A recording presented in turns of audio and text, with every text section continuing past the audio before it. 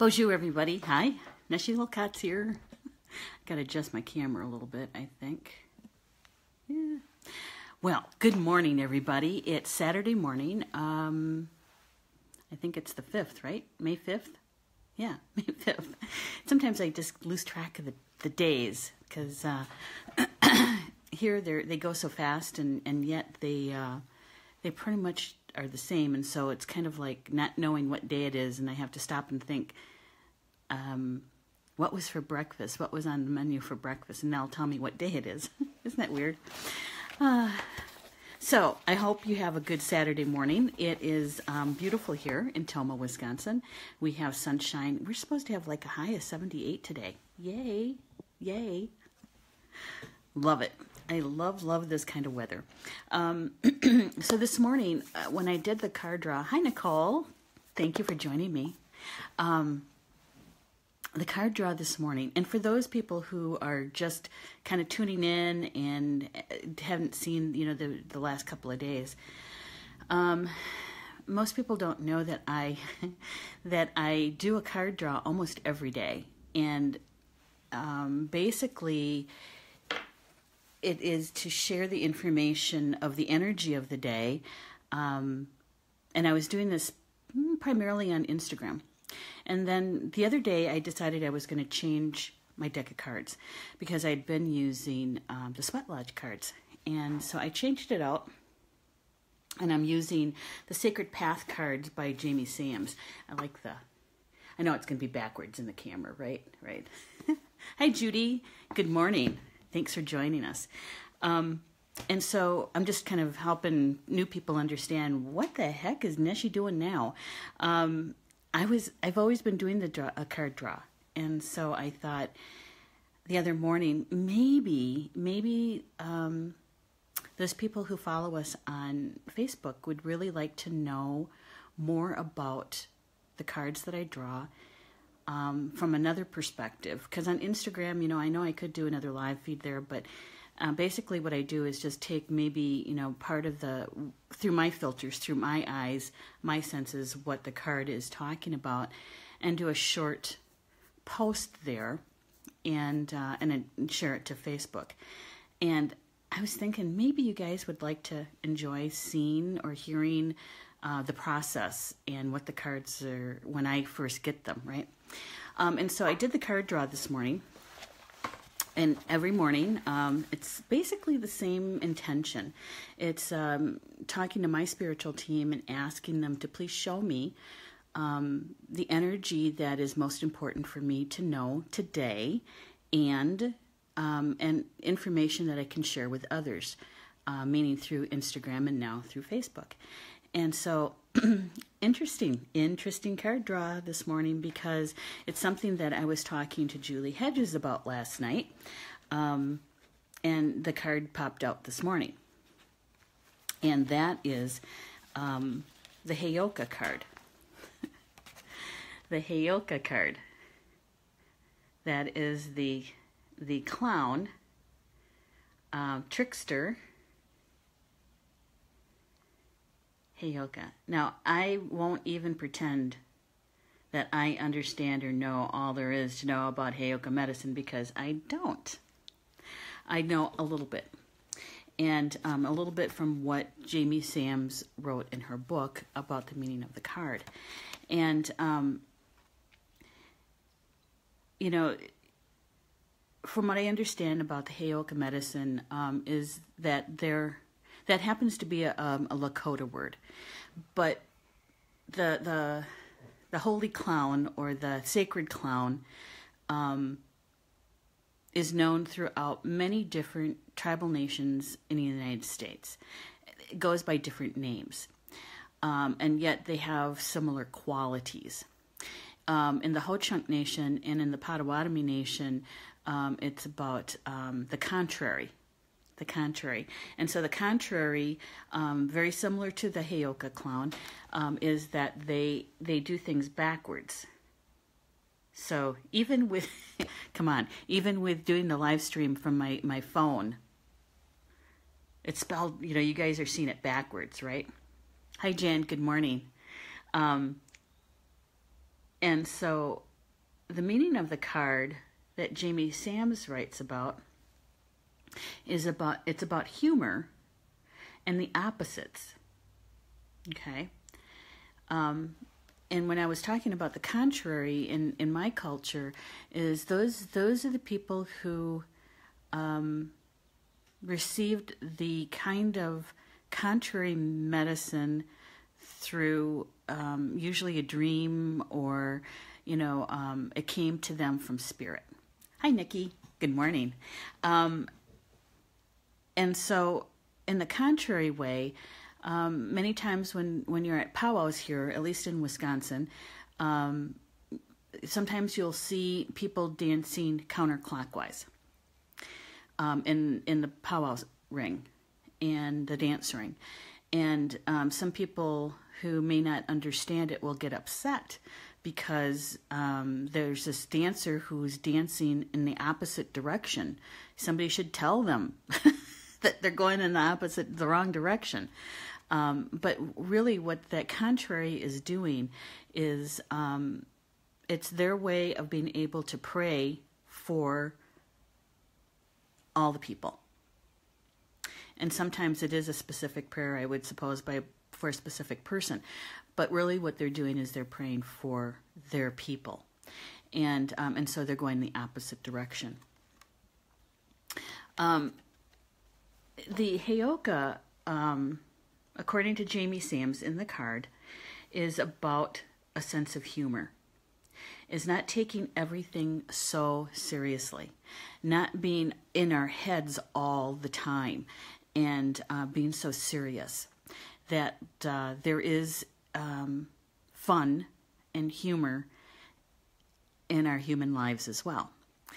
And when I was reading about the meaning of the card this morning, I have to say that, each culture has a certain kind of sense of humor. And when you grow up within that culture, even if it's a family culture, other people outside the culture may not completely understand your sense of humor. And so there is this thing called an Indian way, right? Native American way of the sense of humor. And sometimes it can be kind of a dry sense of humor. And sometimes it is yourself depreciating. It's like kind of making fun of yourself. But it really isn't in a malicious way, or shouldn't be in a malicious way. It really is to lighten the moment. It gets too serious, so you have to break it up a little bit with a sense of humor. And so if anybody has seen the movie Dances with Wolves, that's the first movie I saw with Native American characters or actors that got really close to a Native American sense of humor. And like I said, other cultures have it too. The Oli and Lena jokes, right? That just popped into my head. So every culture has a way of having a sense of humor. And this card was about sense of humor and not to take things so seriously and to have fun. In the Jamie Sams book, and this is what I do, is I read the information, and what jumps out at me is what Spirit is showing me is important for me to know, right? And so in her write-up, Jamie writes that the keynote to the Heyoka card is to lighten up and start balancing the sacredness with the irreverent. If you are just being stubborn, it may be time to create a contrary lesson that will force you to crack a smile, or trick you into going into the crack in the universe to find out what's really important. And so, she's saying that we need to find the joy in life. We need to find the humor in life. Sometimes we take our studies too seriously, and to find the joy within whatever it is that we're studying, whatever it is we're doing. So even if you're working, it doesn't feel like work because you're enjoying it, and there's some fun in it, right? I have to tell you that my mom and I, and she's always done this, is that she has one good laugh a day. And a lot of times it's about her own stuff too, and so when she moved in, we just kind of picked up where we left off when I was 18, in some ways. And so in this way, with a sense of humor. Hi, Mary. Mary Anderson's Fry's watching. I haven't seen Mary in years. Good to have you with us, Mary. But we have a good laugh every single day. Every day.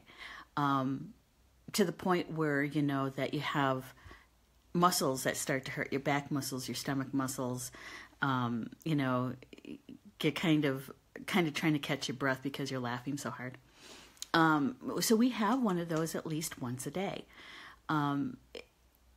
It does do something, I think, to not just to our relationship, but to release some of the tension from what her body is going through. Exactly. Oli and Lena, exactly. And she even, she gets the Sunday paper every Sunday. And the comics, right? There are certain ones that she really likes. And what she'll do sometimes is she'll cut them out and send them to one of my brothers or my mother-in-law or one of her nieces, because it strikes her funny and she wants to share that. And so what we do is we try to break up the day, and because she's in pain every single day, every day. It's not a matter of does it hurt. It is not even where does it hurt. It does hurt, and is it tolerable? If it's not tolerable, then we try to do something about it. Whether it's the last resort is usually a pain reliever. It's it's a non-narcotic, but she doesn't like taking it. So a lot of times it's oils or it's hands-on, that kind of thing. And so when we're together, we kind of find the humor in some things that's happening. Yeah, like yesterday. I tell you what, it's just, it is the even the communication piece, because we were talking about two different things, and yet we thought we were talking about the same thing. And then I realized, she was showing me she was getting out some deer hide. And I thought she wanted to make something out of the deer hides. No, she was getting out the hand-tanned deer hides because she wanted to make sure that I received them and was able to store them in a special way, right? And I thought she was going to be making something. And we were talking about the deer hides, but totally different directions. And when I realized that, we both started laughing because it was, and you have to be in the room. And she says, so you really want me to work, do you? I was like, and so we were just laughing about it. Nicole is saying, reminds me of Del Marie and her funny Facebooks. Yeah, exactly. You just have to kind of break up the seriousness. Now, we're not saying that life shouldn't be taken serious, because there's some matters that need to be. But there's also that, for the balance between the serious or the sacred and the irreverent, the balance between light and dark, the balance, because we live in a world of polarity, right? And so this is a part of it. And the Heyoka medicine, in this way, in what Jamie Sams is writing about, is about finding the humor. Now, I have to tell you that when I did the card draw, I was shuffling the cards, and I had set my intention. I'm shuffling, and Paul, my husband, had just come home from work, and he was watching me, and literally there are cards that jumped out, and he always says, things like that just kind of always freak me out. And it's like, well, these are the cards that they want me to share. And the Heyoka card is the one that, when it jumped out, it was face down. It was face down. And the other card that jumped out was face up. And it was this card. Now, we just talked about the war bonnet yesterday, and I really shuffled those cards pretty well. And so this one jumped out again. And so I had to ask my spiritual team, is this information about the war bonnet personal? Just, for my personal information. And what I got was a no. Is that to talk about this again? Again. And so I was thinking, okay, so what about the war bonnet information that I talked about yesterday that I didn't cover? And, there's lots of information about eagle feathers. But as I was sharing that with Paul, we started talking about what it means to be a warrior and what it means to receive a feather in modern day. And so the information that I didn't share yesterday, I didn't want to get into a very controversial topic. But I think that's what Spirit wants me to talk about a little bit, is about the receiving. A warrior receiving in modern day what would be termed the war bonnet. Because yes, there are people who go into the military and become the definition of a warrior, because they're fighting for a country, they're fighting for their people, they're for the protection of the people, right? Except in modern day, that really hasn't been the case. And even my mother says the last real war that was fought for the protection of the people and of the United States was World War II. Every war after that was really about politics, was really about natural resources and that sort of thing. And my husband is a veteran. My family is a family of warriors. And so in modern day, it's not exactly the same thing to receive an eagle feather for being a warrior. It just isn't. And so maybe we need to look at a more expanded definition of a warrior. Not necessarily, hi Julie. It's not necessarily somebody who takes up a weapon to take someone else's life, because many times the feathers, depending on how they were given, are given because of a life that was taken. The enemy had been killed.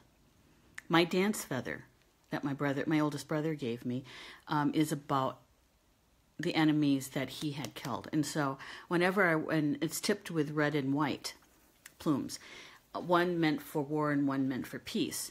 And so every time I dance with that feather, I am dancing in honor of my brother as a veteran, as a warrior, but also to honor the lives of the enemy that he had taken, right? So the term of warrior may have a broader definition in modern time. When you think about a person standing up for and fighting for, using their voice for their people, I think of water protectors. I think of those people who are protecting Grandmother Earth, who are trying to do, to take care of her and to help heal what humans have done, right? Those to me are warriors. Those people who take up a stance with an elected official over local issues, like here, the sand mines, and how it affects the water table and all kinds of things. So I think our definition of a warrior is different than it was in generations past with our ancestors. And when I received both these cards this morning, I had to look at what is it about the war bonnet and the Heyoka medicine, being the contrary, being the opposite. And so maybe it is about honoring those people who are about peace, and to be acknowledging those people who take on very serious situations. I know, Julie. Heyoka, that came up this morning in the card draw. and look at our definition of warrior. Maybe it is that person who will stand up for peace. Will stand up for peace rather than taking another person's life. And Nicole, thank you for saying that. She said, can different types of fighters for people get them? Yes. It depends on who is giving the feather and which culture they come from. In the Ho-Chunk culture and the Potawatomi culture, a warrior has the ability to give somebody an eagle feather. And so with that, there's a ceremony that goes with it. And so, what we need to do, I think, is to start talking to some of the elders. Hey, Kelly Spencer. Talking about going to the elders and asking them to share their views and their thoughts, their hearts about what it means to be a warrior in this day and age. Because I feel that those people who are standing out there on the front lines, like they did at Standing Rock, standing up to militarized police force with nothing to protect themselves in a way of a weapon, but rather to protect themselves with prayer and peace, and singing sweat lodge songs. To me, they were warriors. And so how do we approach, how do we expand that definition? And you're right, Nicole. Who can give an eagle feather? So, it's really, I think, in my world, is that we'd be sitting down and talking to the elders about this and seeing how they feel, what their thoughts are, and maybe change it a bit, keeping the ceremony, but maybe expanding the definition of a warrior. And so these were the cards that were drawn this morning. The Heyoka card popped out face down. The war bonnet card popped out. This is the one I drew yesterday, and that was face up. Even with that, right? Even with that. You gotta love spirit and how it comes about. The synchronicities and how they bring information to us. And yes, Julie, Heyoka. It was something that Julie and I were just talking about last night. So, Jamie Sams always includes a poem. And this is her Heyoka poem. She says, and I know there's going to be some Native women out there is going to say, oh my God, she's using that word. But this is Jamie Sams. She says, aho, I'm going to say ahow, Heyoka, make me laugh so I'll be human again. Allow me to see my crooked path and the trickster as my friend. Ahow, Heyoka, how contrary you can be, yet you make me learn. Ahow, Heyoka, the joke's on me, but next time it's your turn. I always think that it's going to be a fun time to end these really kind of quick, fast get-togethers about the card draw. And Julie, she's saying, my favorite image of the Standing Rock were the one parade of water protectors carrying the Defend the Sacred banner. Yep. Along 1806. Yeah. That picture is iconic. Just like the young man on horseback facing the National Guard vehicles. and I think it was the sound, that sound machine that they use. That was one of them that he was facing, and he's on horseback, bareback. That's an iconic picture, and I know that one was taken by Red Hawk, and I want to say the one you're talking about, Julie, was taken by Dallas Goldtooth, but I'm not sure. They could have been both taken by Red Hawk, who is a professional photographer. And so, yeah, I think, the cards are meant, the card draw is, my intention when I do the draw is about what's the energy that's important for me to know today and that I can share with others. And so this one is about Heyoka. Actually, it's about finding humor in life. And looking at things from the opposite side. It's like doing another perspective. Going across the room to look at something that you've been staring at for a while to see it differently, right? And then the war bonnet is to look at it also differently. Maybe more of an expanded. So, with that, thank you, Julie. With that, enjoy the rest of your Saturday. Now, I'm going to go find something fun to do, something that's going to make me laugh for a while. Maybe it'll be a good movie. I don't know. It's so gorgeous out. I know some people find gardening work to be enjoyable and fun, but I want something to laugh about. So I'm going to let that inner child out. I'm going to go find something, and I'll let you know. All right? Well, enjoy yourself for this weekend, and I'll see you tomorrow morning with tomorrow's cards. Okay? Bama Mina. Until we see each other again.